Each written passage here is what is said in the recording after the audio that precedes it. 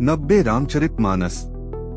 माँ सुन, मैं तुझे सुनाती हूँ। मैंने ऐसा स्वप्न देखा है कि मुझे एक सुंदर गौरवर्ण श्रेष्ठ ब्राह्मण ने ऐसा उपदेश दिया है, 72 कर ही जाए तपु शैलकुमारी। नारद कहा सो सत्य बिचारी, मातु पिथि पुनि यह मत भावा। तपु सुखप्रद दुख दोष नसावा। हे पार्वती, नारद जी ने जो कहा है उसे सत्य समझकर तू जाकर तप कर। फिर यह बात तेरे माता पिता को भी अच्छी लगी है। तप सुख देने वाला और दुख दोष का नाश करने वाला है। एक तपबल रचय प्रपंचु विधाता, तपबल विष्णु सकल जगत्राता, तपबल शंभु करहिन संघारा, तपबल शेषु धरई महीभारा। तप के बल से ही ब्रह्मा संसार को रचते हैं और तप के बल से ही विष्णु सारे जगत का पालन करते हैं।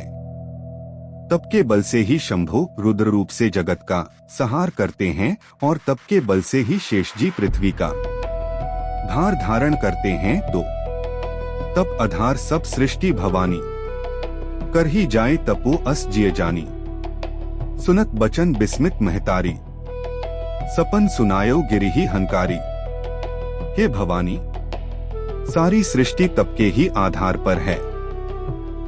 ऐसा जी में जानकर तू जाकर तप कर। यह बात सुनकर माता को बड़ा अचरज हुआ और उसने हिमवान को बुलाकर वह स्वप्न सुनाया। 3 मातु पिथि बहुविधि समुझाई, चली उमा तप हित हर्षाई। प्रिय परिवार पिता अरु माता, भय बिकल मुख आव नबाता। माता पिता को बहुत तरह से समझाकर बड़े हर्ष के साथ पार्वती जी तप करने के लिए चली।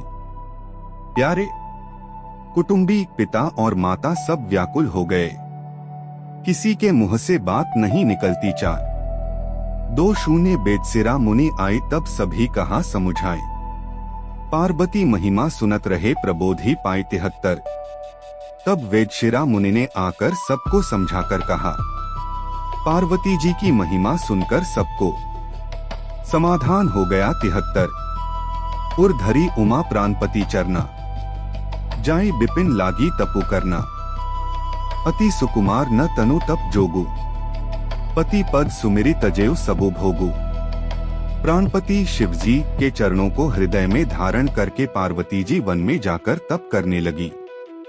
पार्वती जी का अत्यंत सुकुमार शरीर तप के योग्य नहीं था, तो भी पति के चरणों का स्मरण करके उन्होंने सब भोगों को तज दिया। 1